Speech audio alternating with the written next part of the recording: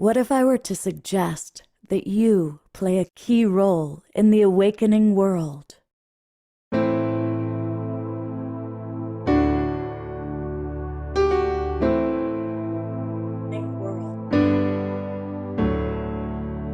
that you are watching this because you have heard the call.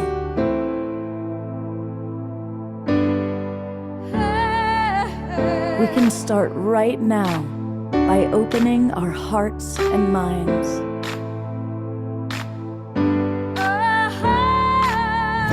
Welcome to the awakening world.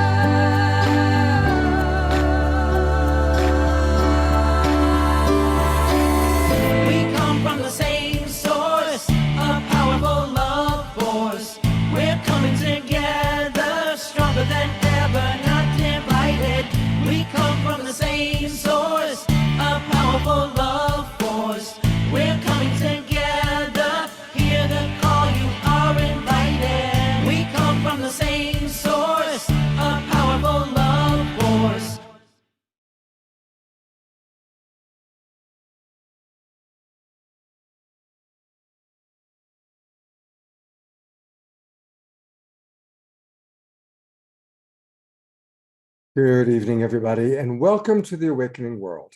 I'm Love Coach Scott Catamas, and I am honored to be your host for all of these shows that we've been doing for 3.5 years now. And, you know, we've done over 500 shows, but tonight we're on a topic that we've never tackled before. We're going to be talking with several people who part of their life's challenge, the big part of their life's challenge probably, is that they were adopted. Now, I'll kind of set the framework for a moment that some of you who are regulars have heard me talk about the meaning of life, and that through all the different spiritual teachers that I've had the opportunity to work with, all the people I've worked with near-death experiences, there's definitely a general consensus that the meaning of life on this planet is we're here to learn to love, starting with ourselves, and that everybody has their unique wounding, disillusionments, challenges, and learning to still love themselves and ultimately then love others is, I believe, our journey in life. And I'm really grateful for these 5 brave souls who have agreed to come here and share about something that very few of us can really ever imagine, what it's like to be adopted. And each person's story is a little bit different. So we're going to hear their stories. We're going to hear about their journey of learning to love themselves and where they are in the process, because we're all, if we're still in body, we still have lessons to learn, don't we? Now, you may notice that Trish is not here, although she's supposed to be. So hopefully she's going to pop in soon. And Omashar is in England. He made it safely to be visiting his mom. But God bless Omashar. He created several pre-recorded songs specifically for the shows that we're going to do while he's gone. And we're going to start off with this pre-recorded song from Omashar, specifically for tonight's show on adoption. And this is a song that's called Another Dawn. Another Dawn. So let me go to that.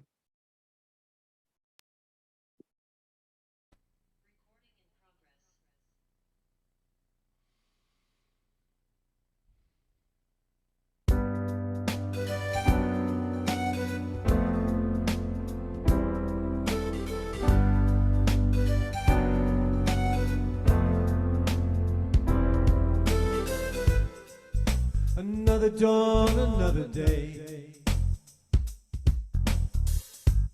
Innocent child coming your way.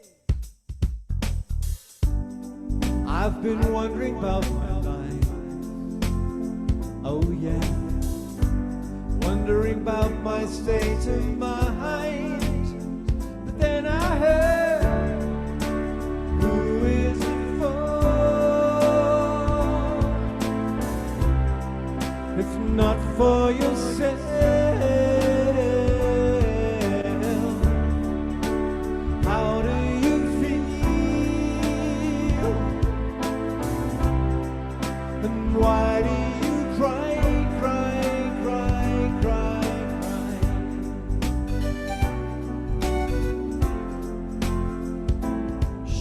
you up.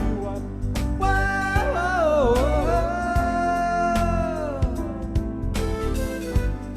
The sun is warming up my mind.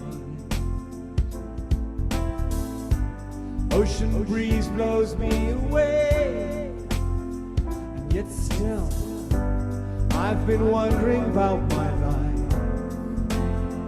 Oh yeah, wondering who will take my place. Then I heard, who is it for? If not for yourself,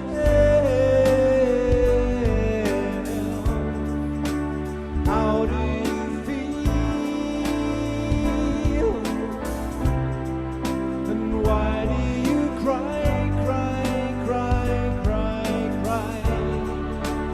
Who is it for? If not for yourself,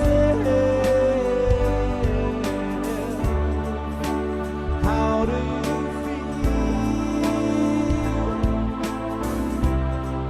And why do you cry, cry, cry, cry,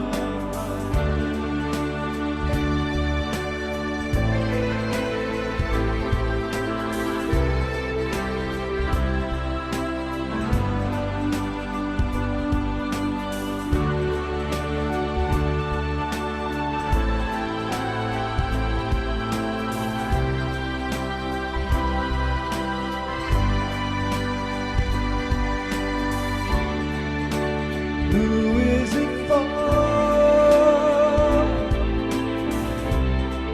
If not for yourself, how do you feel? So come on, let's fly.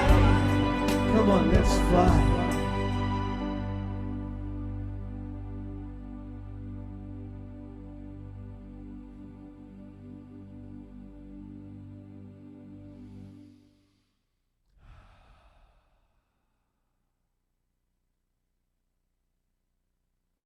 Thank you, Omashar, who's in England, for making that pre-record. And what a beautiful set of lyrics. I'm curious, as we talk to our presenters, our adoptees, how those lyrics touched your heart. You know, one challenge, by the way, of playing pre-recorded videos is I can't spotlight Eleanor Joy and those of you who are dancing and moving, because I would lose what we're watching with Omashar. So, but I appreciated that Eleanor Joy, you were still dancing. So I put you in the corner. People could see little Eleanor Joy dancing away there. So thank you for that. I'm going to go to Rodger first. It was actually our dear friend Rodger Tellefson, who's been to both Global Peace Tribe retreats, and his wife Bonnie, of course. And Rodger's adopted, and he's who first suggested doing a show on this topic. And so I'm going to bring you on, Rodger. First of all, thank you so much for being with us, for putting this show together, inviting some of your friends. And I'm going to ask everybody the same opening question. If you could just maybe start by giving us, we'll get later to how you've managed things, but maybe just tell us your story. If you could just give like the 2 to 4 minute, your story of your challenges, and then we'll come back after we hear everybody's story of their basic challenges of their adoption. And then we will, of course, come back and ask about some of the tools that you've developed to manage. But go ahead and start by telling us your story, Rodger. Wow. My story is not, well, each one of us is unique, but similar. Not identifying or relating or to my adopted parents at all. Not receiving the love and nurturing that I needed growing up. I went through school. I got married directly from home to marriage, and I recently found out that was not a good thing to do. Yeah, I've got 2 kids, 43, 46. son 43, daughter 46, and I'm not going to go there right now, but it's okay. The biggest challenge was, the issues were, being separated at birth. That's a trauma, first trauma, if you will. Another trauma was in the home, having issues with my, I'll just, for simplification right now, bullying dad, adopted dad. And he didn't treat like a neighbor lady across the street would not come over when he was there and talk with my adopted mom. So that'll give you an idea. But yeah, going through school and not being able to put down medical records or medical background because you didn't know. So it's been interesting to the journey has been, okay, but to have my adopted dad, I liked to draw growing up, and having him tell me I'd be nothing more than a pencil pusher was like, really? But I think the biggest loss or trauma was losing my wife in our third heart attack in end of September 2011. Mhm. It took me some therapy, being prescribed for PTSD, and then really waking up from that in fall of 2015, and it's been a journey. What I found interesting enough, when I was on dating sites, each lady I met taught me a lesson. So, but yeah, it's still there, and the vacancy, or the not vacancy, that's not the right word, but the emptiness of not having that connection with a biological. I mentioned my birth mother. Okay, I did meet my biological father, but he lived up in, if you know where it is, North Susanville, which is Northeast California. And because I was, I had a family and working, it was not easy to get a connection with any of them. My birth mother moved from just south of Stockton, California to Las Vegas several months after I met her. And it just became challenging to really establish a relationship. So, it's,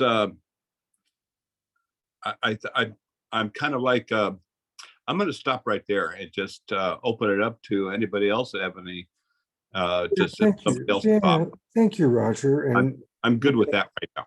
we're getting a chance to get to know you a little bit. And so thank you for sharing a little bit about some of the challenges of your life. And I think we'll go to Nicole next. Hi, Nicole. Hi, Scott. Thanks for being with us. Coming to us from Ohio.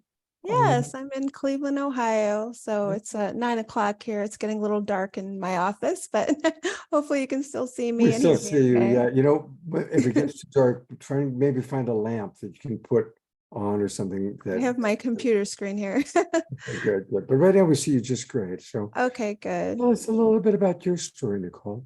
Sure.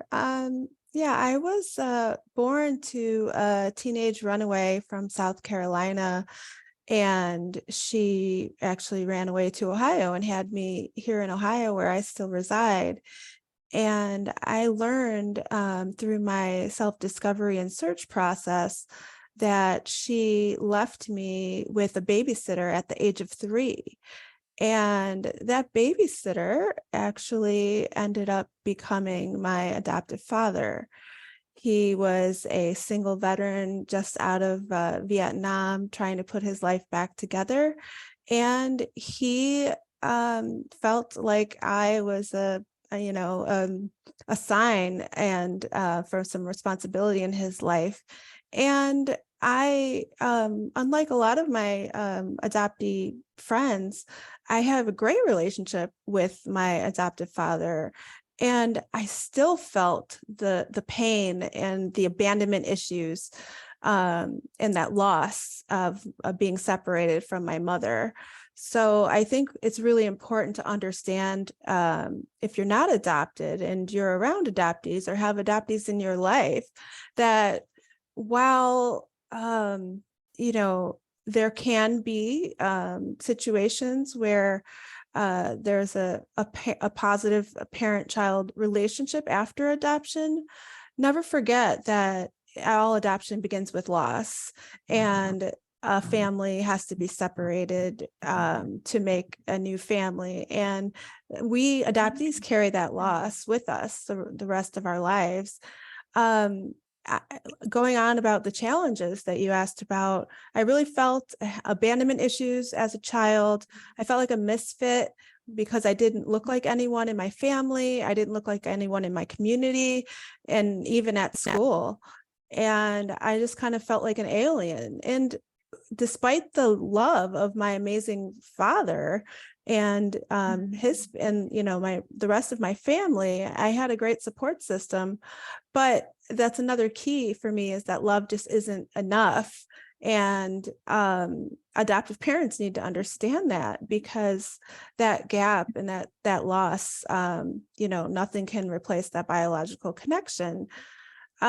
Early in my career, I actually learned more about adoption as a lifelong journey when I volunteered for a local organization that supports everyone impacted by adoption, called Adoption Network Cleveland. And that's when I first came in contact with other adopted people and adoptive parents and birth parents.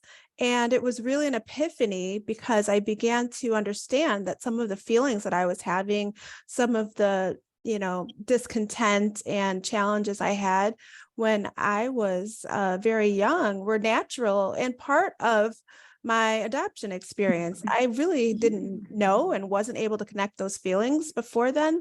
So I felt very uncomfortable in my own skin and like something was fundamentally wrong with me.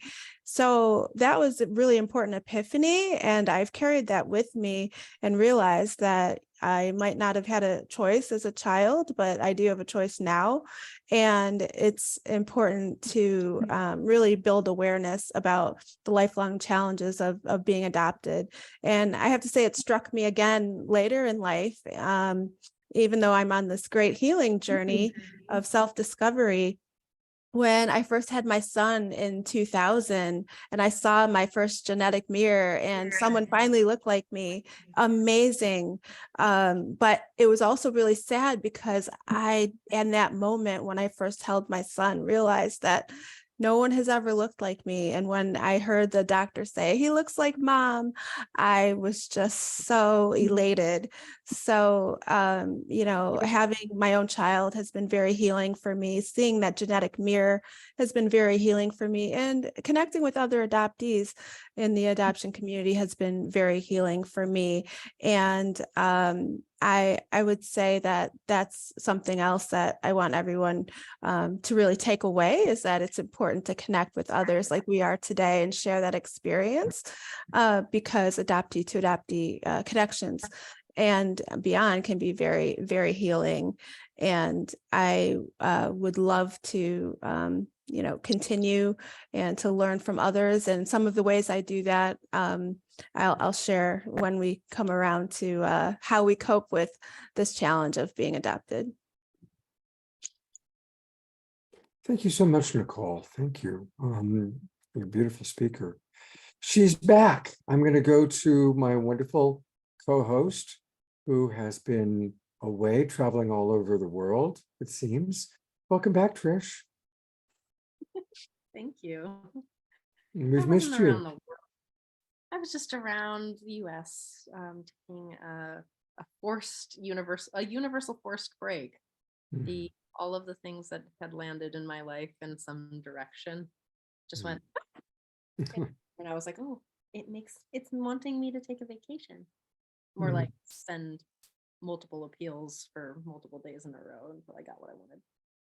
Well, welcome back. It's good to have you here. And I know that you have, although you weren't personally adopted, you have a lot of history of adoption in your family. So I'd love to hear kind of a little bit about that. And then as you've listened to Nicole and Roger, any reflections, and then we'll go to Joanne and Elizabeth. Oh yeah. I have a lot of family that has been adopted. So one of the things that we found out a few years ago is that the man who my mother thought was her father was not her father. And through 23andMe, and that she had, I don't know, like 8 different siblings, but she had thought this man who had adopted her was her dad for so long. But there was always that feeling, like you all were saying, is like, she's like, I just don't belong in my family. Then there's the man that my mother recently married. Well, recently meaning some years ago. Oh, heard. And the man that my mother recently married had adopted 3 boys, and and they're all brothers. So 2 of the 3 boys had the same mother, and then the 3rd brother, the youngest, had a different mother. Same father. And his experiences is very different than the rest of the family of the other boys. The other 2 really like dove in, and this, his experience was really disjointed, and that he's still seeking sort of like connection to himself and a place where he can ground in. And his mother passed before he could meet her. Mm. And then the last one, which was a really also similarly as impactful as my mother finding out that her dad wasn't her dad. I mean, we had thought that she was Iroquois for, I don't know, for most of her life until way late into her almost 50s, when we took 23andMe and found out that we were Romanian and Jewish. It was very surprising for her. But the other one was really profound for me, is to see my stepdad, who, I mean, he didn't adopt me, but he like really took me in. He never had any children of his own. And about 2 years before his death, he got a call from his sister and said, there's a young man who says that you might be his dad. And he's like the most loving man I've ever met. Like, my stepdad was a really loving man. And this other man was just like 40 years old at this time.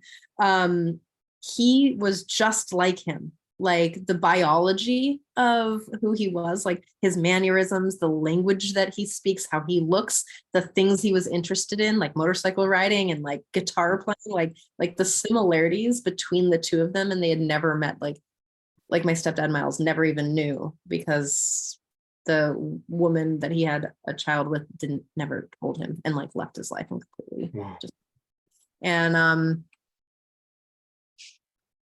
And he has recently found a sister in his.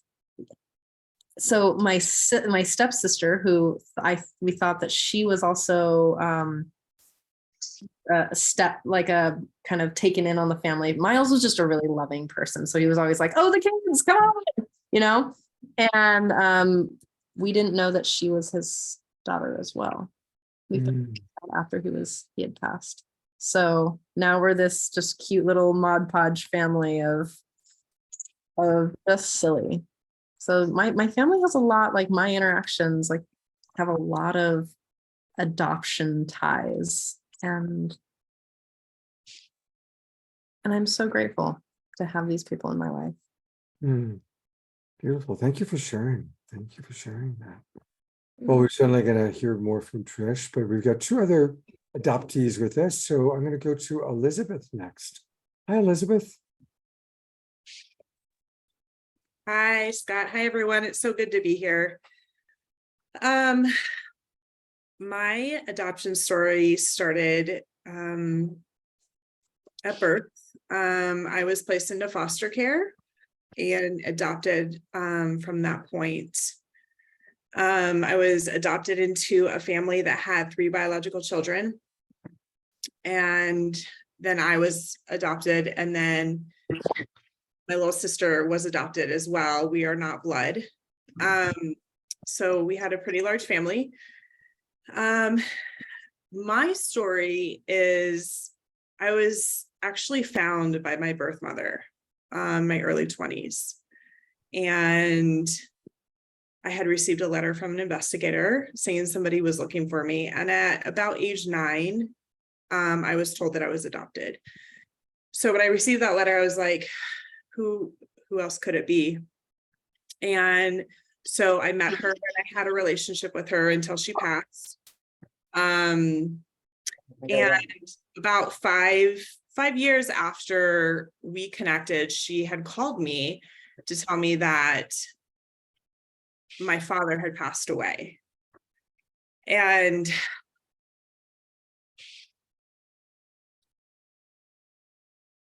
I have to say, like, I guess, like, from that point on, like, for the last 15 years, I was like, wow, like, there wasn't a day that went by that I didn't think about, like, kind of missing that boat. And I think that comes from, as an adoptee, just knowing, like, where I come from. Like, there's such an emptiness when I don't know where I come from. Like, I don't know who I look like. And I have to share that each time I share about my experience as an adoptee and my story, like, I've been on a healing journey for a really long time, and it's still absolutely, there's parts of my story that still move me. Place of, like, I'm just so deeply proud of myself and my journey. And so I was like, wow, like, I don't know what he looks like. And I wanted to, like, see a picture. Until last year, I was just like, it was like tearing me up inside. And I took a DNA test a few years back. And I was like, okay, well, my only thread to the paternal side of my family is through my grandfather. And I knew who my grandfather was. My mother had told me. So I started a search. I received help from a couple of genealogists and started down that journey. And just to make it easy, after a few months, we found out that that man who I was told was my father was not my father. And that was such a whirlwind of emotion for me. And to find out that he was still alive. And I was just like, wow. Like, I was just, like, excited, because whether I met him or not, I was just like, there was literally, when I got that news, there was, like, some immediate healing that happened in my body for me. I felt like I was closer to my roots and closer to home.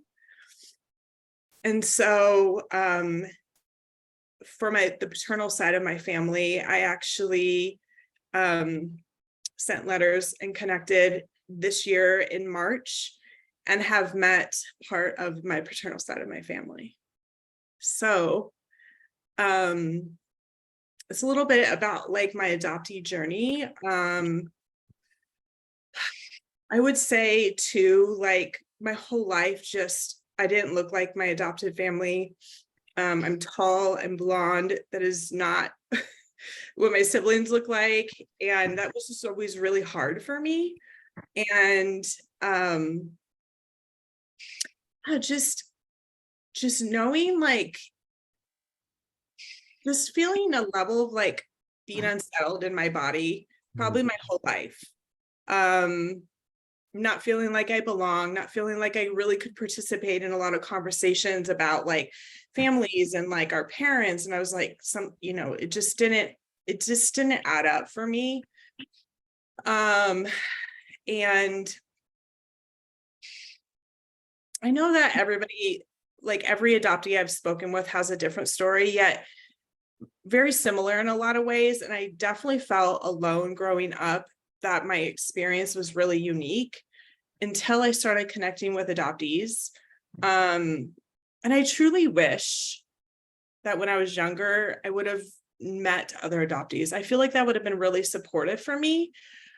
However, I didn't meet other adoptees, or at least know they were adoptees, until last year.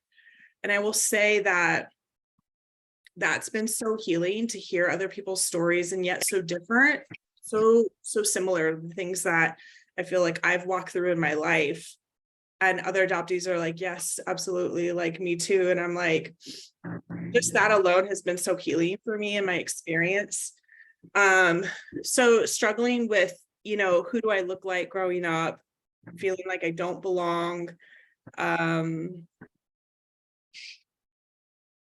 Yeah, and I guess I'll answer like how I've coped with that over the years, and like healing that I brought to my body when we move around the room again.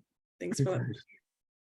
Elizabeth, thank you so much. Each of your stories is so deep, so powerful.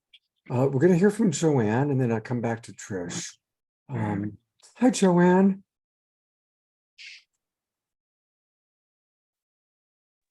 Hi, Hey, how are you? I'm fine, thank you. Well, thank you for being with us. And by now, you know what we're going to do. We're going to ask you to kind of share your essential story. Yes, I was placed for adoption at birth. My birth mother was cheating on her husband. She was told not to have any more children because it was doing more damage to her heart. She placed me up for adoption. She doesn't appear to be any part of any of this deception.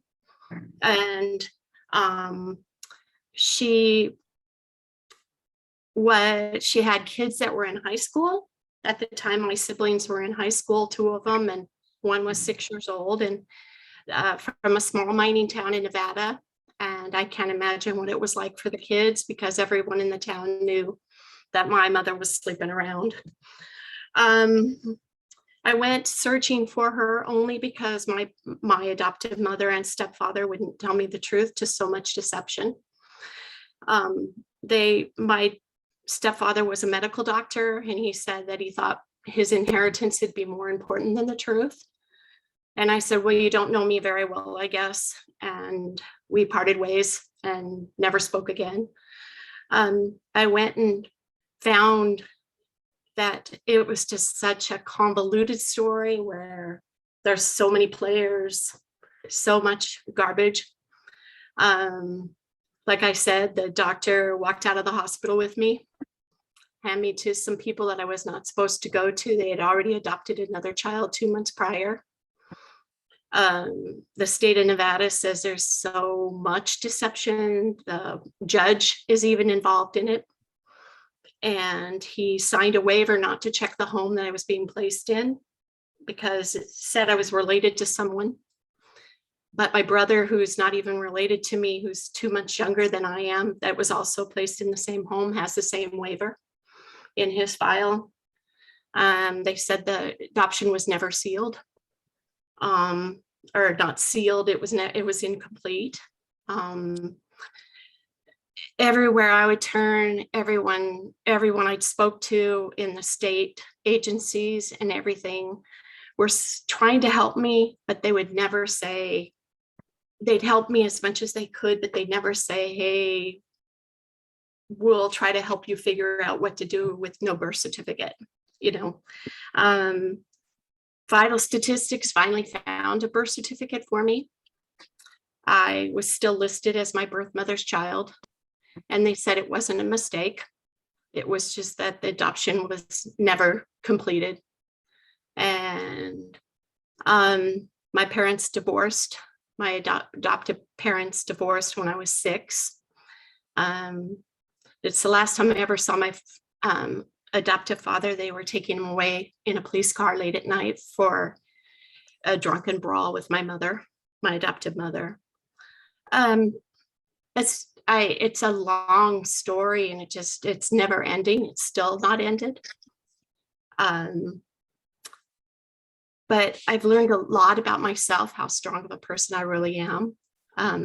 People are really surprised that I could walk away from my parents, my adoptive mother and stepfather, because my adoptive mother was extremely abusive and extremely narcissistic. And that I had courage because I didn't act like I did. I didn't act like that type of person who would just walk away and say, hey, I'm better than this.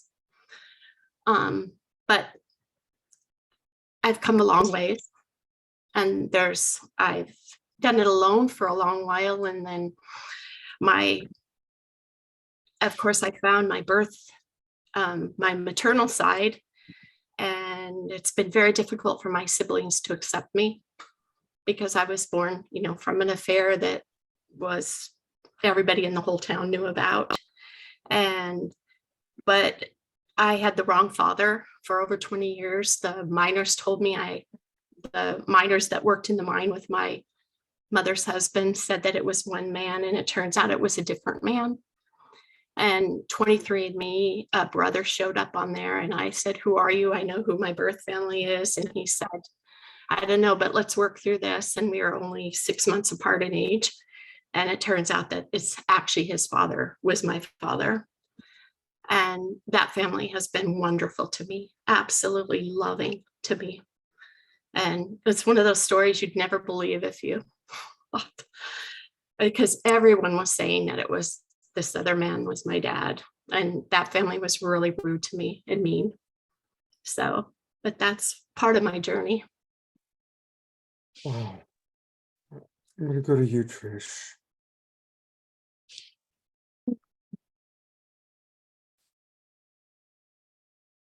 Joanne, that's a lot.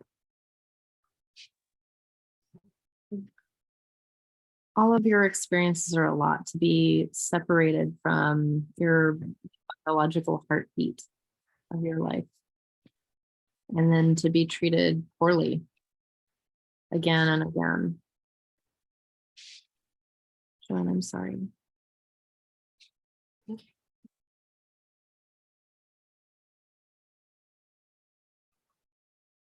There's so much about attachment that's like the research around attachment now is deeply, it's very widely available, and most of it isn't even talking about adoption, right? Which is a very different type of attachment wounding, right? So you're not with your biological family, you're not with the like that. There's like a thing, like a language that happens between people you share DNA with. Does this make sense? Right. This is why studies with twins are so fascinating, right? Because they speak in a language, but how your parents, you can hear something. They can, my mom used to hear me crying when I was at my dad's house 300 miles away, and she would call me. But I know that you never got that.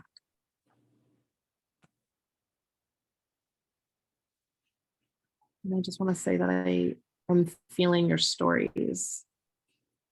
And I know that some of the people that adopted you were loving and some of them weren't. And I love that you have found communities and people who do love and care for you. So that's how we live in this crazy world together, right? Rodger, you have your hand up? I did. I just wanted to add that what you're speaking to, it's called biological mirroring. And that connection that you don't have growing up. like, oh, you don't look like, who do I look like? I didn't look like any of my family, really. Never had that connection. I mean, you have that connection in the womb, but that knowing your history, your family history, and that biological mirroring is important, very important. I found, yeah. Thank you for sharing that. I guess while we've got the spotlight on you, Rodger, I want to get to the next question. The next question is, what's one tool or one practice that has helped you, and let's stay focused on adoption, to manage being an adoptee? What's one tool you can share that has really helped you with managing this? I would say, really, a spiritual practice. Without realizing it, actually, I started in a practice or a church called Unity, and back in 1970, where I met my late wife. And having that grounding, I feel in retrospect, has helped a lot. It's that's really the one thing that has been kind of grounding for me, that and meditation, and having that. But also did exercise. I did a lot of bike riding. My biological mother was born and raised around horses. So after I met her, I took horseback riding lessons, and I love it. So yeah, that having that connection with the animals and just that sort of thing. And so yeah, I'm complete with that for now. All right, thank you. Well, let's go to Nicole. Same question, Nicole. What have been some of your coping strategies? It's a great question. I think what you said in the beginning, Scott, about self-love is so important, because that's ultimately, I think, the goal of, working through the trauma and processing it and really understanding how it impacts you and your decisions and your feelings. And only when you have that awareness, you really overcome or change intentionally. And I've been on that journey for a while. Another passion of mine that I love, that I know is part of who I am naturally, because I've been in love with the written word since about 4th grade, when I had a poetry project, and I was just so excited about the opportunity to write something original and illustrate it. And now I'm in marketing and communications, and that was kind of a gift that I celebrate, because I know it's natural to me, because I've been doing it since I was a child. But that writing has been essential in my healing journey, from the darkest moments when I was really sad about my mother, and, just thinking about, where is she? Why did she leave me? And I didn't have an adoptive mother. I only had a father. I never had anyone to call mom. So Mother's Day has always been extremely difficult, and it always triggered me. And I would find myself just processing all these feelings, and it really helped me to write them down. My husband likes to say it's my dark poetry, but writing my feelings to process them has been instrumental to my self-awareness, as well as my ability to kind of cope. And in 2019, I actually started writing publicly on my blog and Instagram and Facebook.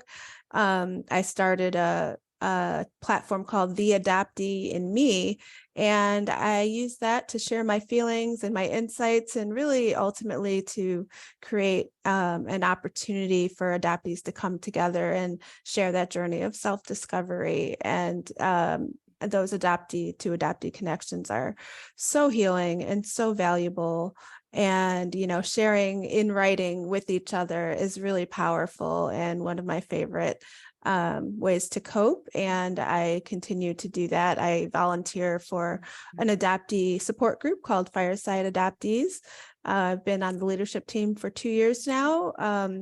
And since 21, and hosting chat meetings and talking to other adoptees in a forum like this and sharing those experiences and supporting one another has been really instrumental as well. Beautiful. Thank you for sharing that. All right, well, let's go to Elizabeth. Elizabeth, what have been some of your coping strategies? I would say they've grown and evolved over the years. I know when I was younger, writing for me as well, like Nicole, was so powerful for me because I didn't know a lot of like my feelings and emotions and what truly was what I was experiencing. So being able to put that on paper, I remember I actually still have them. I used to write to my birth mother, like, who are you? What do you look like? Where are you? Like, why was I given up? And I just felt like I didn't know that at the time as a teenager, a 14-year-old girl. Yet so deeply therapeutic for me. And I would say over the years, 2 things that come to mind when you ask me that question. One is prayer. I have found prayer somewhere. The divine has been with me my whole life, and I'm so deeply grateful. Because if somebody would ask me, like, how did you find like your spiritual practice and your journey? Like, I don't know. I don't have an answer for that.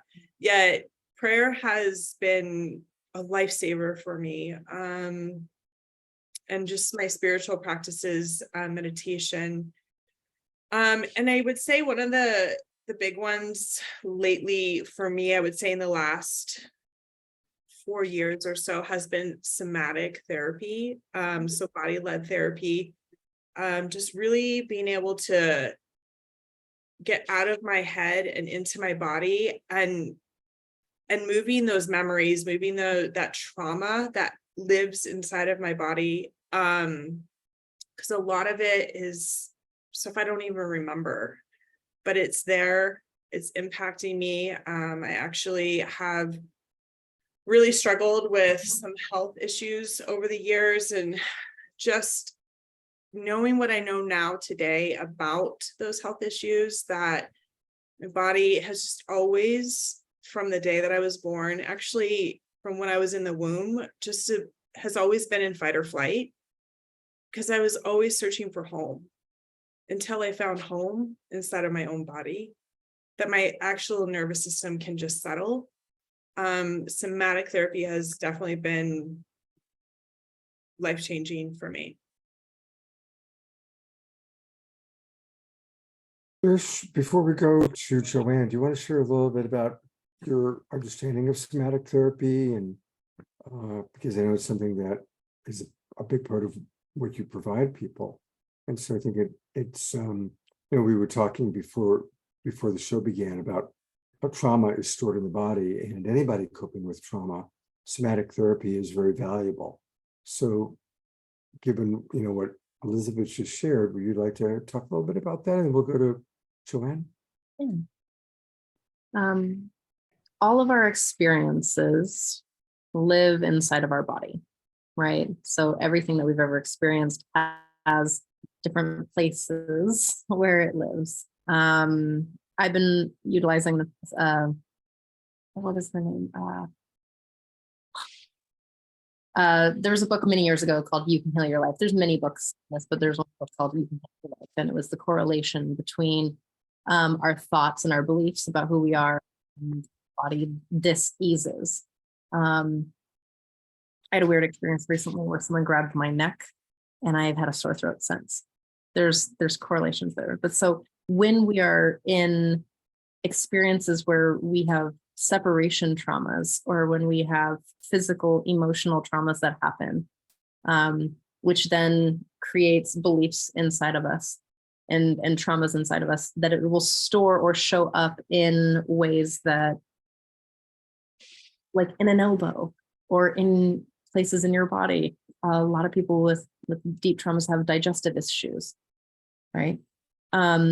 So in the sense of when you can't talk your way out of it in therapy, which I don't know how I like my talk therapist, but I also like my Gestalt therapist because this person brings in my body because I'm not separate from it. And there's ways to sort of unravel the trauma through the way that the body engages or disengages. So one of the an amazing tool, especially when you're feeling really overwhelmed or really afraid, is trauma shaking. There's another more technical term for it, but it's really like giving yourself the opportunity to shake. And just like an animal will shake. Does anyone do this? Does anyone else do this? I'm just being crazy over here. No, I'm big on that. When I'm going through stuff, I shake and shiver and dance and quiver, and my understanding is it's sound and movement. Actually, another way is doing jumping jacks. If I've got stuff, I'll do jumping jacks and allow my voice to kind of take over. So in the sense of like when you're feeling the fear of abandonment or your fears, is like you can shake it out. You've seen animals shake, and their nervous system is automatically shaking out the adrenaline, cortisol, and all the other chemicals that come with all of that, so that you're actually physically processing that trauma. Because sometimes we can get it caught in our heads. Like I've experienced a lot of trauma, and somatic experiencing or somatic body work or somatic therapy or even embodied Gestalt work, dance. But nonverbal work is incredibly important in moving through a lot of these traumas, and especially attachment issues. That's one of the things that's helped me with being a disorganized attacher. Very like kind of an abusive childhood with lots of abandonment stuff. So that's what I'll say there. Okay, thank you. All right, well, let's go to Joanne. And Joanne, what have been some of your coping strategies? I love to write. I am a much better writer than I am a speaker. For many years, I was silenced. I was told not to tell anyone I was adopted. I was to tell everybody that my brother, who's only 2 months older than I am, that we're twins. Writing has really helped me tremendously, and I've done very well with it. I've had many stories published. I just recently had a story published in the newspaper, which was a big shock to me. But a pastor asked me recently, he said, what made you start writing? I said, well, I wouldn't be alive if I wasn't writing, because it's the only way that I've been able to put the convoluted parts into writing and tell how I feel. I've learned a lot about myself by writing. I'm not as hard on myself as I used to be when I put it into words. So, and also I work with children, and I try to tell children what I spent 30 years as a longtime childcare provider. I'm still friends with many of them. I got invited to 5 of their graduation parties this last year that I had as newborns. I like to tell children that they're important. I like to tell them what I didn't hear as a child. Mm-hmm. So that's my coping. That's beautiful, giving to others that which we didn't get in our own life. Yeah, I would have to say that the most important thing I've written is it's in a book called Dear Wonderful You. And I send it to children all over the United States that are in foster care.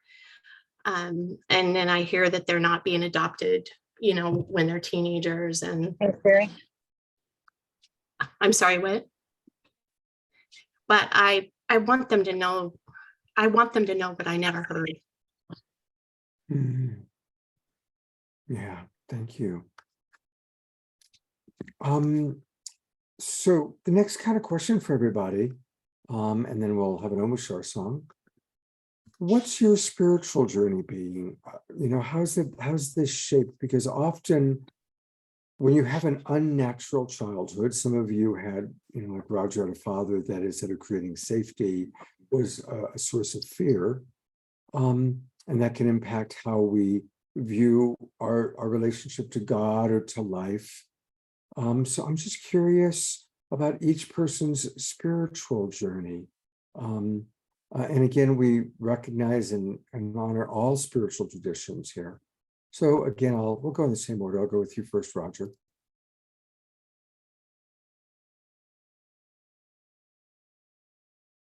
I had to unmute. As I mentioned, I first started going to Unity back in 1970, and that spiritual journey has been with me for over 50 years. And I feel it's helped me a lot, although I have had a challenge meditating. And, recently, I say recently, but after being diagnosed with PTSD and taking L-tyrosine for 3.5 years, and then in fall of 2015, something woke up in my brain, and I've been able to process that much better. I've had that grounding. I've been around quantum physics because one of the ministers there was talked about the relationship between spirituality and quantum physics every other week. And so I have that, but, I also speak to, I didn't find the a adoption community until I stumbled on it literally on Instagram. I got on Instagram and I saw something about adoptee, and I go, oh, let me investigate that. But anyway, that's a whole nother story. You asked me about the spiritual connection, but yeah, that community has been very almost a spiritual connection as well. It's been very cathartic. And I want to thank Chris for Trish for your shake it up. I want to thank you. I know that I've seen my dog do it all the time. Shake that, but I never related it to like shaking the somatic end of it, shaking the abandonment issues out. That's a good point. Thank you. Yeah. Rodger, I noticed that Mary, our other guest, did just arrive. So while we kind of hear from the others, maybe you could call her and just update her on where we are, and then we'll go to her after we do this next one. I don't have her phone number, but I've been texting. Okay, well, maybe she can't. Usually, yeah. I gave her your phone number, and I gave her my phone number. So, okay. Well, she's in the room now, so maybe you guys can just catch up. I know that. Okay. All right, Nicole, what would you like to share next? Faith has been a really important central component of my journey from childhood. I was raised by a single father, a man of strong faith, and I'm very, I believe that the values that he instilled in me of, just loving others, respect, family, caring, being empathetic, being, a competitor in life, but empathetic to others around you, winning and playing and winning with grace. He taught me so many important values, and of course, to love God and to have faith in God. And that's definitely been such an important role in my journey. And when I think about my darkest times, believing that God is taking care of me and it will be okay. And I know, that I just have this sense of bad things can happen, but I'm going to be okay. And I believe that no matter how hard things get, one of my healing journey was really accelerated after my divorce from my son's father. And I had to believe that because it was a dark time and I felt like I lost everything. And I felt like I ruined the family and oh my gosh, so much guilt. So I just had to believe, and I got through it. And when my son went to the military right after high school, I had separation anxiety and I never thought I'd be myself again, but I had to believe and I got through it. So faith has gotten me through everything. And I'll also say a little twist in my story that is kind of interesting is that single man who adopted me entered the seminary later in life. He never was married. I think my attachment issues were too strong. I kind of got in between him and his dates. But when I was in college, he entered the seminary and became a priest. And yes, so my faith and his guidance and humble leadership is really has been central to my journey. And I also think about the identity issues that we have as adoptees, and I've done all these tests and the Strength Finders tests. One of my top strengths is connectedness, and I think that a lot of connectedness is so important, and it's like what this show is about, right? It's about our connection to each other and the earth. And I believe we are all connected. And I believe that the power of connectedness has also been very important in my healing journey, and finally feeling like I belong in spaces where there's other adoptees and people who, I know I'm not alone. And that's an important message for other adoptees, that you're not alone and that you do belong, even though you might not have felt like you belonged, in the beginning. Nicole, thank you so much for sharing that. And I've said this on the show before. It is really, really important to have a spiritual practice. And most of the clients I work with are going through crises, getting divorced, or considering divorce, dealing with death, cancer. Many people are losing their parents now. And people that have a practice, and it can be of a religious nature, or it could be a martial art form, it can be yoga, it could be meditation, it can be playing a musical instrument. I mean, those are all practices. But the people I know that have a practice and they can go play the guitar, they can go do yoga, they can do martial arts, cope so much more easily. And the ones who don't have a practice, then just the mind spins and then they get sick and all that sort of thing. So I really appreciate what you're saying. And I was just wanting to emphasize how important it is to have a practice. I And agree don't know, 100%. Trish, if there's anything you want to add to that. No. Okay. All right. Well, we'll go to our next person, and that's of course Elizabeth. Elizabeth, what would you like to share? Gosh, I feel your share so deeply, Nicole. And Scott, what a great question, especially coming from an adoptee who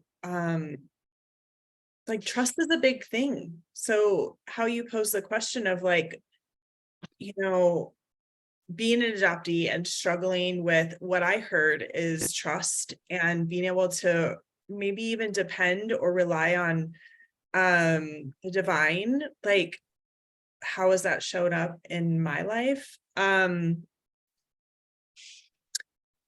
I didn't grow up in a home that had any sort of spiritual practices at all. And I just was led. I just thought I would go to church one day when I was in my early 20s. And I just went to a couple different churches. And what I knew is that every time I sat in church, and I always went by myself, I was just finding my way. And I just cried every single time I walked into a church. And I was like, this was when I was still pretty armored up and guarded as a person. Now I'm very much a crier all the time, no matter what. So I was like, it really was like intriguing to me of like, why am I like crying? And so I found a spiritual center that I really connected with, and I still would always cry in conversation with other people. I really realized that I was crying because Spirit was speaking to me. And I was so connected, and it just moves me to tears. And so over the last, I would say 20 years, have I really found, what speaks to me. My spiritual home here in Phoenix is Unity. And it's been a home of mine for 15 years. And I did, in the beginning of like my spiritual journey, I did question, like, how does this all work? Like, I really was finding my way on my own. And I guess when I say on my own, I don't have like a reference of like my childhood or a previous like spiritual journey or practice. And I think it took me a little bit, considering like my background, being an adoptee, being relinquished. Trust was a big thing for me, and to really feel deeply that there was Mother, Father, God, universe, Spirit that had my best interests at heart, it took me a little bit. And when I started to connect the dots and I look back at the reciprocal of evidence that I had in my life, that who I call today God has walked with me all along, like I couldn't help but just be deeply moved. And I felt so held, and I still feel so deeply held on this journey. And my faith is very, very important to me. And I love what you said. I have experience of kind of trying to do this alone. And my life was complete chaos, and it was very hard. And I tried to control everything. And when I really just let go and just trusted that my God was holding me, like my life is just remarkable. And it flows. And so that's kind of been a little bit about like my spiritual journey, and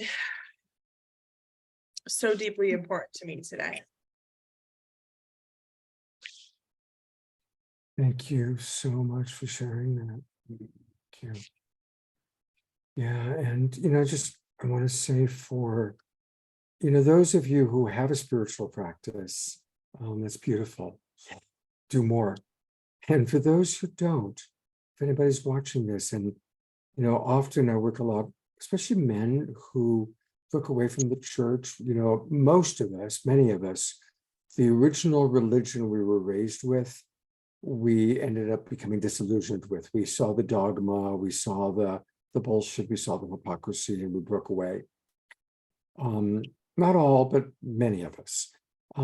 But what's beautiful is when you find that spiritual practice, you walked into a church and you felt it, right? Trish has a spiritual practice with her cat, no doubt, Winston. And whatever works, right? I have a close relationship with my dog. That's part of my spiritual practice. So any of you who don't have a spiritual practice, please do either go back to one you had previously or cultivate a new one. All right, Joanne, what's your relationship to the divine been like, and how has that evolved through this process? Oh, it's been a very, very difficult journey. My mother was raised in a strong Mormon family in Utah. She's the only one who walked away from her the church. I have 42 first cousins, all Mormon. I'm the only non-Mormon of all of them. My grandmother by adoption was a Smart, Elizabeth Smart's close relative. I've had a really hard time trusting anybody, and the spiritual journey's been hard. But if you hear my story, you know that God's been holding on to me the whole time. I have a hard time trusting people because my relatives are not very nice when it comes to genealogy or anything. And they said that after my adopted mother died, they'd be her voice. And even if she was abusive, it didn't matter, they'd make things right. So it's been very hard to accept that she was so abusive, but they're going to make her right. So, but that's my story. So I'm gonna bring everybody back up for a bit. And again, it's natural that when we've had an unnatural childhood, or when we've had the kind of difficulties that you have described, there's what's our interpretation? You know, how do we interpret it? And so often children who have been abused, I'll give you a second, Trish, interpreted that, oh, there's something wrong with me, or this is the way the world treats me. So I want to hear from Trish, and then I want to hear if any of you have had to deal with reframing that, maybe starting by thinking this is the way the world treats you, or that there's something fundamentally wrong with you, and then coming around. Scott, Mary is here and is wondering if she's in the right place. Mary, you are in the right place, and now that you know that you're here, we will go to you after we hear from people about this particular question. Okay, thank you. That's all I was going to say. Oh, yeah, I'm glad you're here, Mary, and everybody else was kind of here for our pre-show meeting. So we'll go to you in just one moment to hear your story, but I just want to hear some of the responses to that issue of did you feel like there was something fundamentally wrong with you, or this is the way the world treats me, and how you've managed that journey. And any of you can speak to it. Anybody want to tackle that? Nicole, I noticed you kind of. Sure. Yeah, I resonate with that deeply. I definitely felt deeply flawed as a child because in my little brain, it didn't make sense. How can my mother leave me with a babysitter and never come back? It didn't make sense. So I always thought something was wrong with me. That's the only answer that made sense to me. And even though I internalized that, I don't think I realized I internalized it as much as I did until I started on my journey of self-discovery and realized that my lack of self-confidence, all of the kind of issues that I had relating to others, and some of my challenges were because of that belief. So I love what you said about reframing, and that's exactly what I did. I realized after being in touch with other adoptees that my feelings were a natural reaction to a very abnormal situation, and that it wasn't about me, and that I now could take control back, and that I didn't have to be a victim. And as an adult, I can live the life that I want and deserve. Sadly, that is, with living with that loss, but at the same time, I reconciled that I can do the best I can with my life, and it's up to me now. It's not about what my mother did to me. It's not about, how I felt rejected or abandoned. I'm here. I have a purpose, and it's up to me to make the most of this life that I have. So that's my reframe, is that, I or anyone doesn't have to be a victim of circumstances beyond their control. I didn't cause the problem, and it's not a problem. I'm just here to live my life. And I think it's really powerful and empowering once you change the way you view your circumstances. Yay. Thank you so much. Thank you for addressing that. Before we go to Mary, would anybody else like to address that issue? How you managed, shifting out of thinking that there was something fundamentally wrong with you? I'll Yeah, I'm unmuted. I will talk to that. Both my adopted parents and my biological mother were told that I had cerebral palsy when I was born, and that's come to believe that's not true. Whatever happened to me at birth, I was not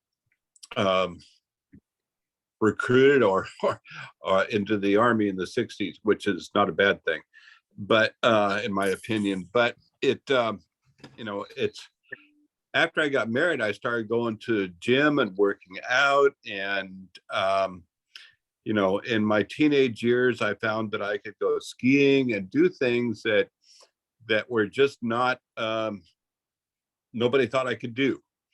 And later on in the 80s, when I started working with computers and computer-aided drafting and stuff, my adopted dad said, couldn't relate to it.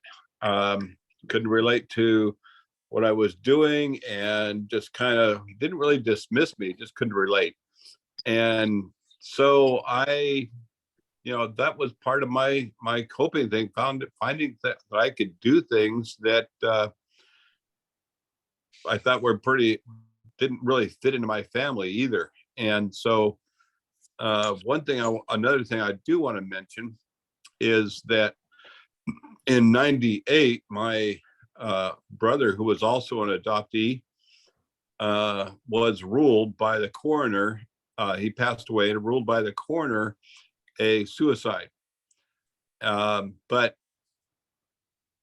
I don't want to get into too much around that, other than but he got it. He was into drugs, and my family felt that he was not, that coroner was not correct.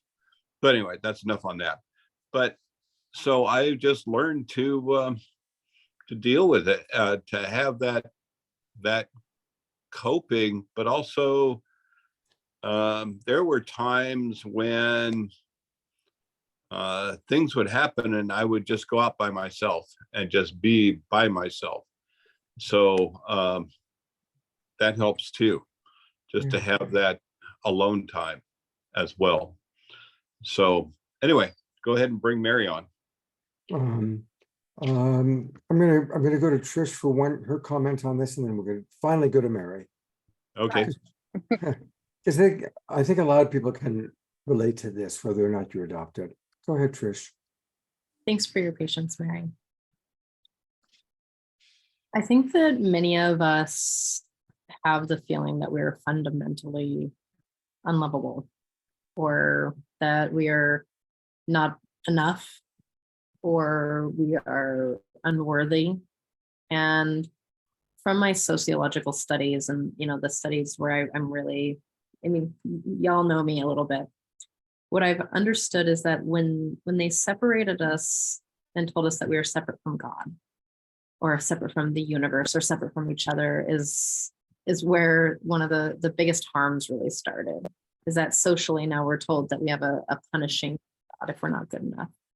And socially, the way that impacts is that our humanness becomes like our pure humanness. Like, humans are chaotic, wild. What we want in our bodies and in our minds is belonging, connection, safety, community. That's what we deeply want. That's what our bodies want. And so when they tell us that you're supposed to be an individual, and you have you're only supposed to love one person, and you have, you're separating yourself from this whole community, you're separate from God, that God won't love you if you're not perfect. And that we understand that this idea of perfection is something that we're striving for. Well, I hate to break it to you that only white men can probably participate in this perfection piece, because that doesn't really exist anymore. And so everyone else is sitting here like, oh, I've got a wart on my toe and I don't look like those people, and I'll never be thin enough, and I'll never have that much money, and I'll never be that educated, and I'll never belong because of that. that one of the ways to really start to dissolve that patterning is to recognize that it's sort of a conditioned program, and that you find the people in your life that treat you the way that better than you treat yourself, and you hold on to them. Because many of us, regardless of whether we were adopted or maybe we're trans or maybe we're gay or maybe we had really crazy, manipulative, abusive parents, or maybe you're just a little too weird for your family and you have to tort to be that is not me. I'm the weird one here. If you wanted to know, you got it. Well, I know that. Elizabeth, I see your hand up, and then I promise we really will go to Mary. Truly, we will. But I want to hear what you have to say, Elizabeth. Yeah, I would love to share on that question. I would say that until I knew different, I definitely felt like there was something inherently wrong with me. Because why would my mother give me up? Like, there had to be something wrong with me for my mother to give me up, because nothing could be wrong with her, right? And knowing that, like, the way that I view myself and how I feel about myself starts from a very young age. I had no other choice until I could start to think for myself and realize that I actually had a choice of, like, how did I want to view myself? Like, here is my situation and what do I want to do with it?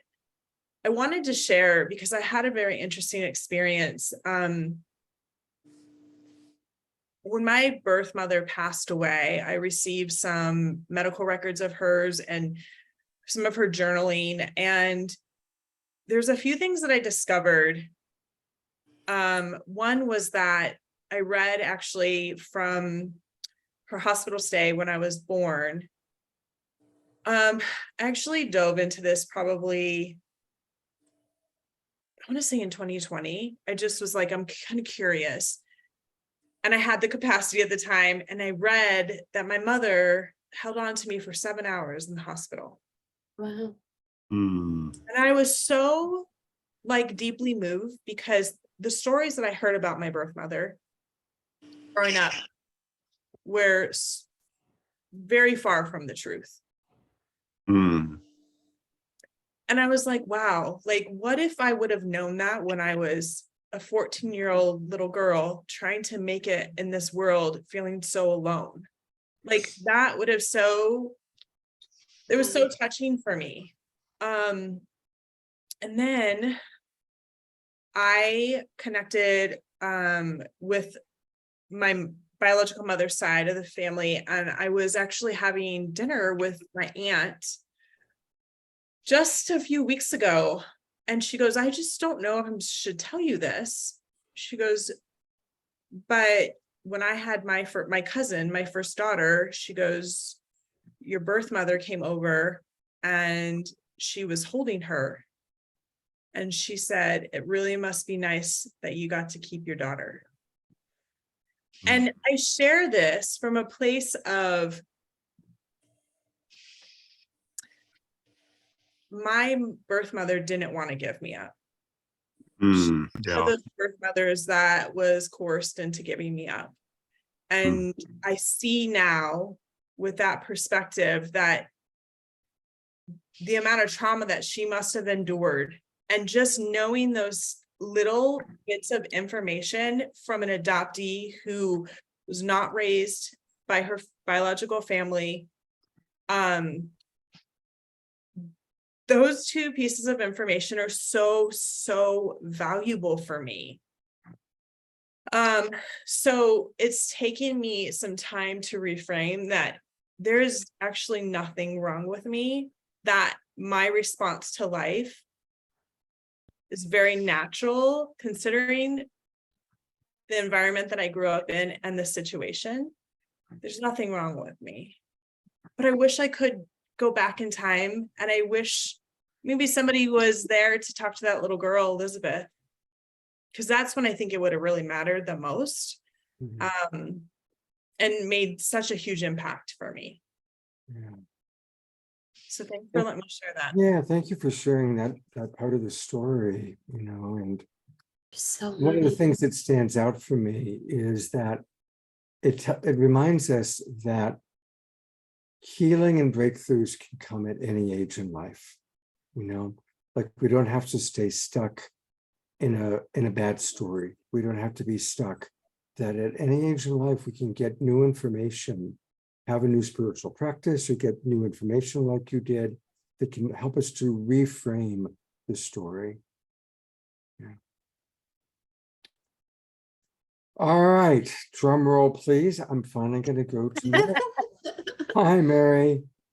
Hello, I'm so sorry. I just technological stuff like goes over my head. So I know. Well, I'm here. hopefully the internet gods will be kind. Yes, I'm noticing that your internet connection is a little wobbly, but please share with us your story. And we've kind of had people share their story and then what their coping mechanisms have been or what their spiritual journey of dealing with it has been like. right. Well, up until I retired 10 years ago, I really didn't know how deeply I had been affected by being an adopted person. I knew I had issues and I had an inkling that they were related to adoption, but I wasn't really sure because I was bullied a lot when I was in school. I was adopted through Catholic Charities from Cleveland. I was born at St. Anne's Hospital in downtown Cleveland. Not even a hospital then. It was called St. Anne's Unwed Mother's Home and Baby Asylum. And I'm one of the babies that were in the asylum.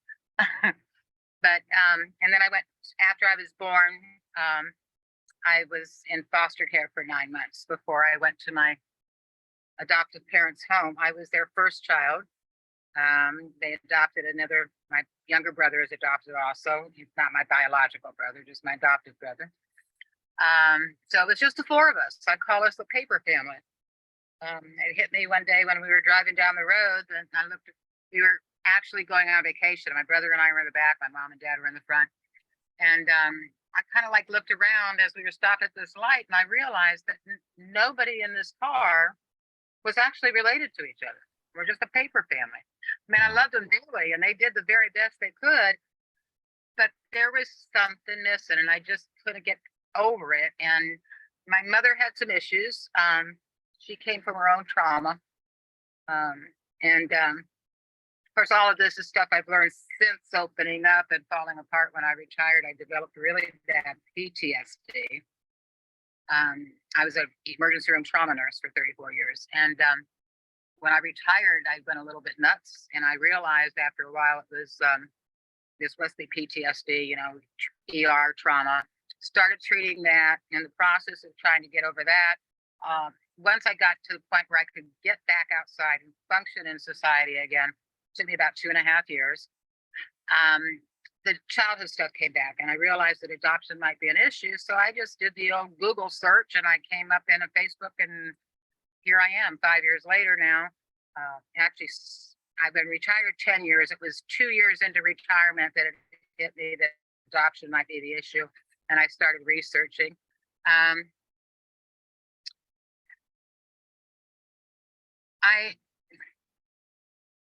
My spiritual life and how it affects everything with me is that I was raised Catholic. Imagine that, Catholic Charities. But I went to Catholic school for 12 years. Wow. And I sat there through listening. When you go to Catholic school, especially back in the 50s, at that time, that was before what we called the Ecumenical Council of the Catholic Church, when they changed a lot of rules. So at that point in time, you couldn't have anything to eat after midnight if you were going to go to communion in the morning. And every Catholic school, you started school with church, and you went to mass, and you received communion. So you carried your lunch or your breakfast to school in a bag. About 4th grade, the ecumenical council had met, and now you could eat up to an hour before school. So we all got, or before mass. So we all got to eat breakfast in school. Well, that kind of stuck in my head. I'm thinking, wow, how comes, so 4 years ago, we had to bring our lunch or our breakfast, and now we're allowed to eat and then go to communion an hour before. And then by the time I graduated high school, they were handing us the host and we were putting it in our own mouth. Where before, if the priest dropped the host during this period of time, they brought out all these altar boys, and we won't go there. But they brought up all those altar boys, and they stood around this host, and the priest came out. And there was a big to-do about picking this wafer up off the ground, because of the Catholic Church, they believe that really turns into the blood and body, or the body of Jesus Christ. And that when they drop the wafer, that's Jesus laying on the ground. So anyway, lots of strange things go on in Catholicism. So anyway, after 12 years of Catholicism, I came out of high school an agnostic, because I knew that the God that I had been taught about was not congruent enough for me to have faith in, because it just didn't make sense. And then the bullying and things that teachers had said to me, it was just too much of a discrepancy.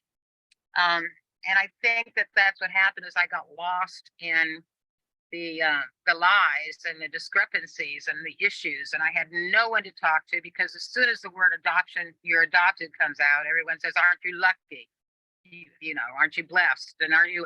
No, I mean, I might be, and I love my parents and they're good parents, but no, there's this whole thing that's messed up. And they could say, no, just forget about it. It's not important. And I'm thinking, yes, but you still sing me happy birthday once a year. So if it's not important, why are you still singing me happy birthday? None of it made sense for me. And I think that that's why I got so lost in other people. And I ended up marrying an alcoholic who abused me emotionally and very rarely physically. It was, unless he was really drunk. I ended up leaving him 15 years later, I went to put myself through nursing school. He sobered up my last year in nursing school. I think he knew I was going to leave if he didn't. Things were great for like 2 years, and then he went off the wagon, and I couldn't do it anymore. I gave him an opportunity, and he chose to continue drinking. So I packed up my children and moved to Georgia from Ohio. And that's where I raised my children, in Georgia, which was a good move at the time, because it was right smack in the middle of the Bible Belt. And at that point, I had joined. So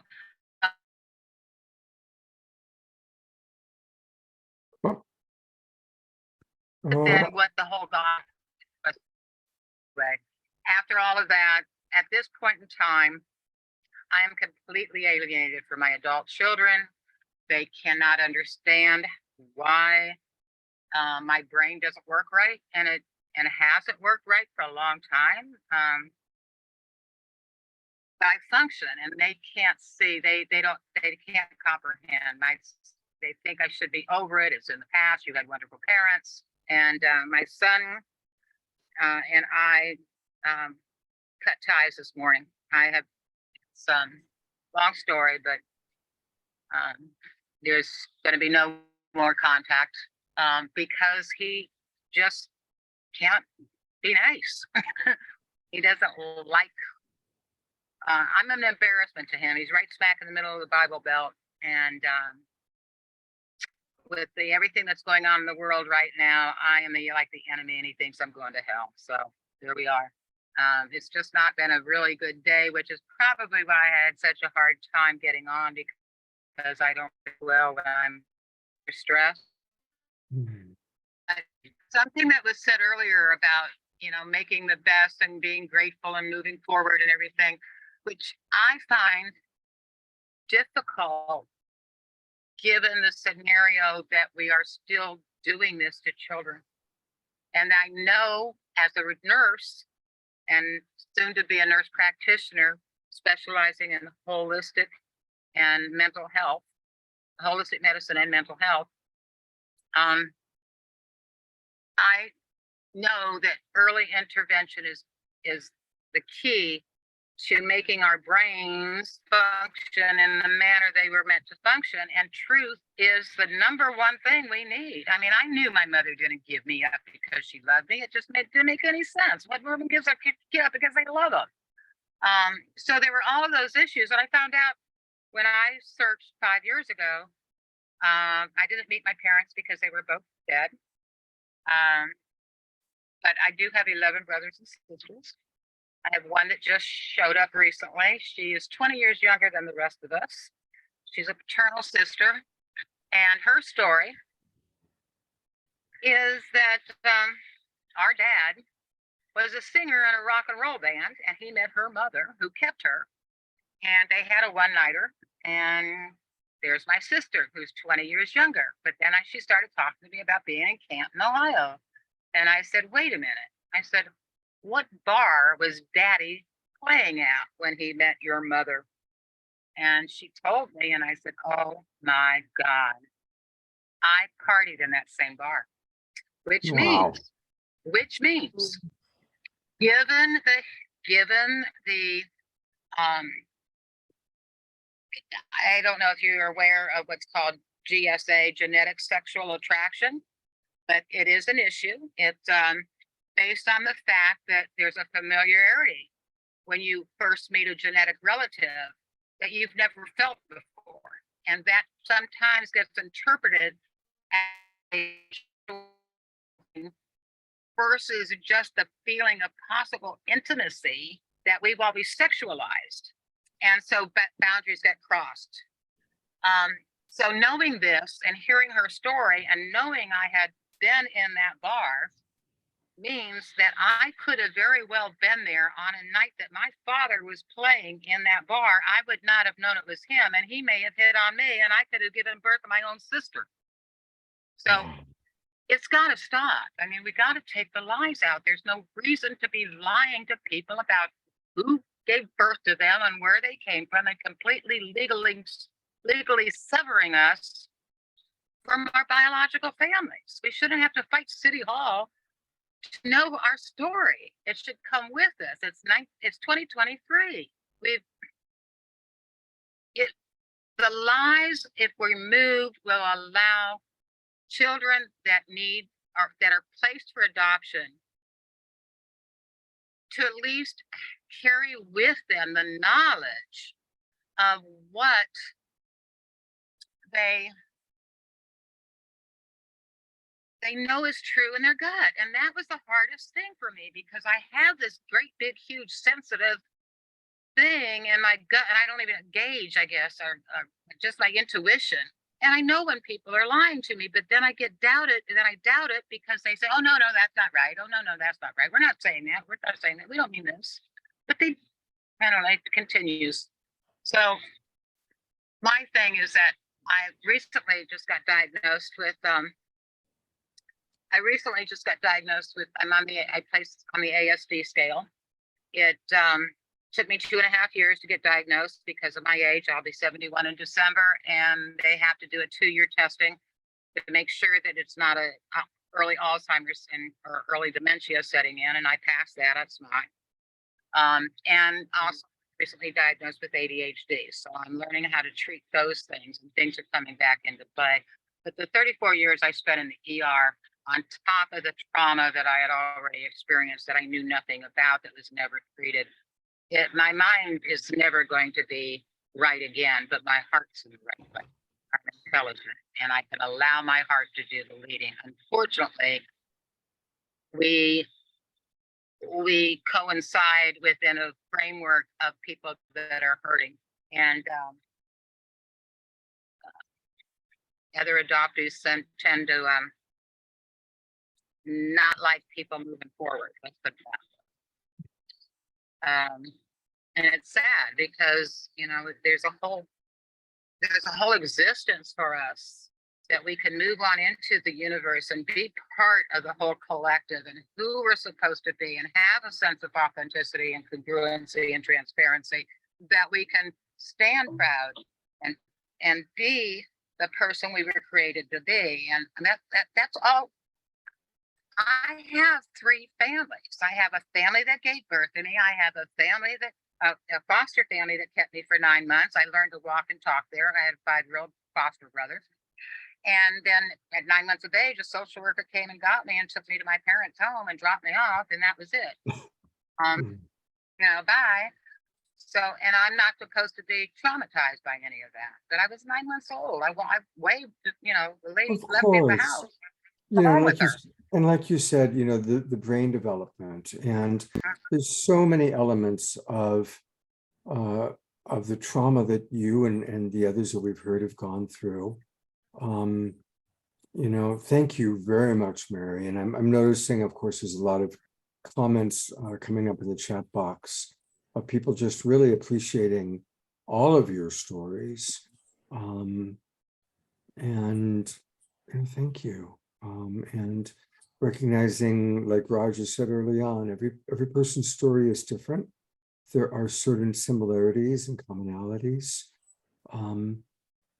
And everybody's healing journey and everybody's life path is different.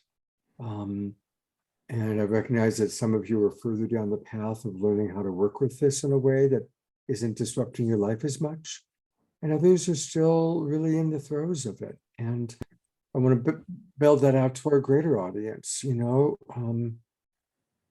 for those who have been able to learn how to work with their childhood wounding or their disillusionments and they're further down the path, that's beautiful. And for those that are still really in the pain of things, maximum compassion and maximum grace, and each and every one of us has our own unique journey. Trish, I'd love to just ask if you have anything you'd like to share to kind of wrap us up here. Thank you all for being so vulnerable this evening. I know that it's a lot to come on a show with however many people who might be watching live as well as in the room and recording. And your stories make a difference. You sharing makes a difference because it gives people an opportunity to connect to you, to connect to their own stories and to understand that they're not alone and they're not weird but there are other people who are just as like moving or struggling or, I think it's a really courageous. Come on. Yeah. Oh, It's a really act to be here. So thank you. Yeah, thank you. We're going to close out in a moment. I just want to make a couple of quick announcements. I want to remind people that we have started doing meditations every night, including tonight. Of course, I didn't want to interrupt today's show, but I've seen some of our Global Peace Drivers. Sylvia has been coming to our meditations.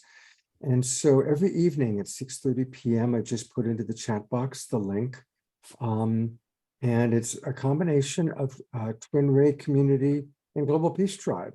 And for those of you who are watching on Facebook or on one of our broadcast partners, I'll also put up a poster. And the meditations are, they're non-denominational, they're interfaith. And every night, 6:30 p.m., it's free, there's no charge. Would love to have you join us. We have different members of the Twin Ray community. We do these meditations live here in Ashland, Oregon at the Haven, which is this beautiful new spiritual center that I'm helping to manage. But then we also broadcast it online. So I want to just definitely invite people to join us any night that you want to join us. And the meditations last anywhere from 15 to 25 minutes. And if any of you are coming through Ashland, let me know. We're doing amazing events. We've got Jaya Lakshmi is going to play here next week. Gary Malkin, many of you have seen Gary on our shows. He's going to be playing here soon. Jamishka is going to be playing. So we're doing some really fun live events. And again, I just want to thank all of our presenters, like Trish said, for just sharing so vulnerably. And we always like to close with an Om Shar song, and God bless him. He wrote this song specifically for tonight. And it's called The Way Things Are. I'm guessing it's going to be about learning to accept. Here we go.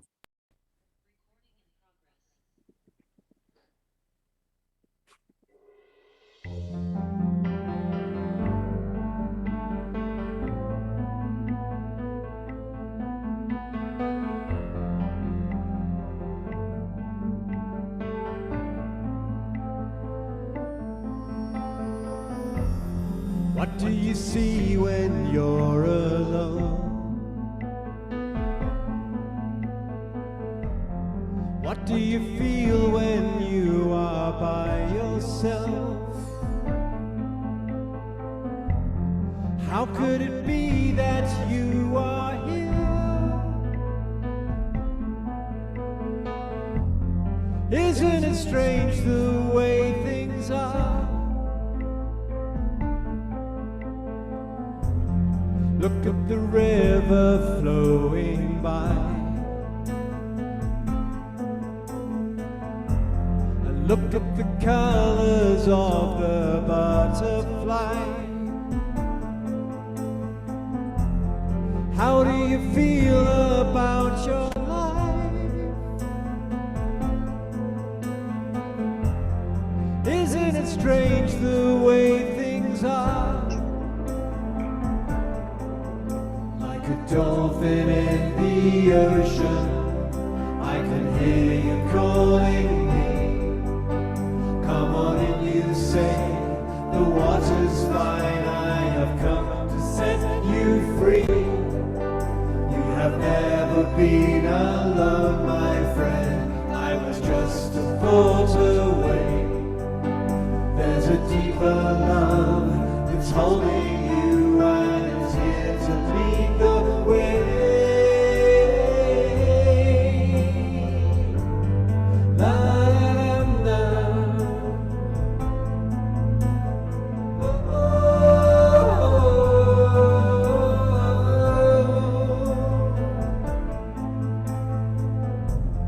Now that you see you're not alone,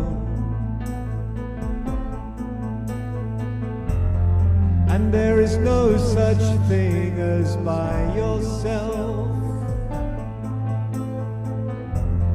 There is a hand that's lifting you,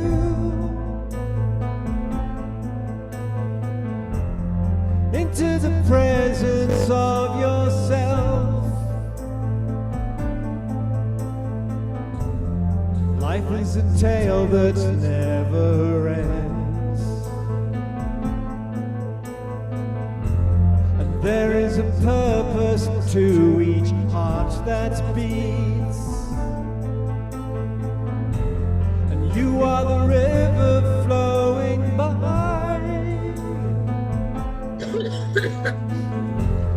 You are the colors of the butterfly,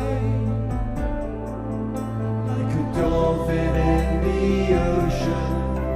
I can hear you calling me. Come on and you say, the water's fine. I have come to set you free. You have never been alone, my friend. I was just a thought away. There's a deeper love that's holding you, and it's here to lead the way.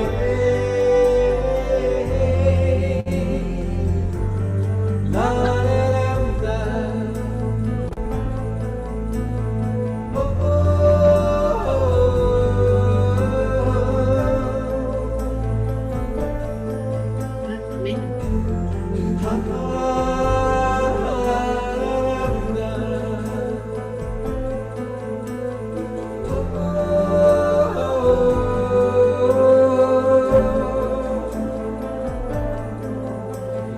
Dolphin in the ocean, I can hear you calling me. Come on and you say, the water's fine. I have come to set you free. You have never been alone, my friend. I was just a thought away. There's a deeper love that's holding you, and it's here to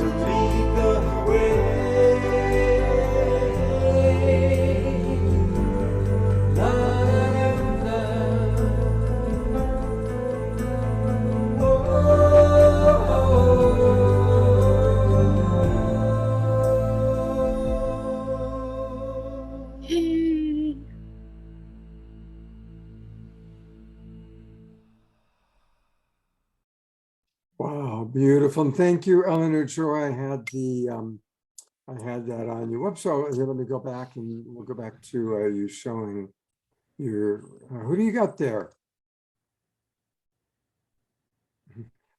I got one too, only mine's Okay, mine. this is Bobby Bear.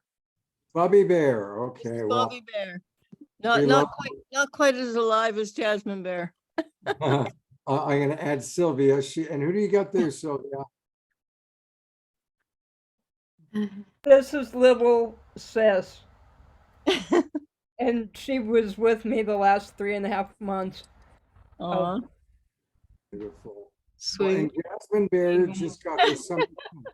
I don't know. Hi, If you Jack. can- Oh, Jasmine's been to the groomers. She's been to the groomer. She got her Yes. summer cut today. So, Very good.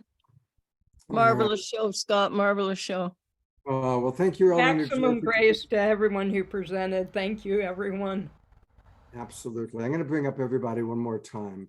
Let's bring up all of our guests and thank you so much for sharing. Let's see, there's Roger and there's Elizabeth. There's Mary. I feel like Dorothy talking to everybody at the end of The Wizard of Oz. I think I'm going to miss you most, Mr. Roger. Thank you, everybody, for being with us.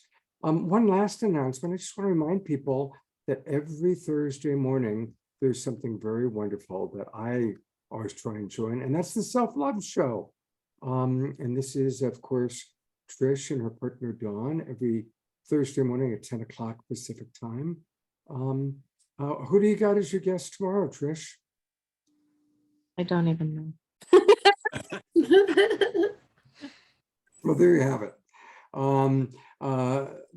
But we know that whoever it'll be wonderful. It will be wonderful. I've been on vacation, kind of. So I just got back. It will be wonderful. And Dawn and I haven't seen each other in a good bit. So it'll probably be giggly and cackly and all of that beautiful stuff. So Okay. I'm really looking. Mark points out that you are, Dawn, are always a handful, and I agree, handful of love. A You are. handful of self-love. There's Mark. Thanks. All right. Oh, good to have you back, Trish. Welcome back. Thank you again, everybody, for being with us on Saturday night's show. We've got, it's going to be Soul Search again. And Tangela is launching Soul Search TV. And we're going to have all the different hosts of her upcoming TV shows joining us. And then we also have Sheila Seppi. She runs the Conscious Awakening Network joining us. And I actually just added a friend of yours, Trish, Dr. Marty Casey, is going to join us on Saturday night. So that's our next show. All right, everybody. I'm going to go to gallery view. Oh, yes, Sylvia? Oh, just blessings. Oh, okay.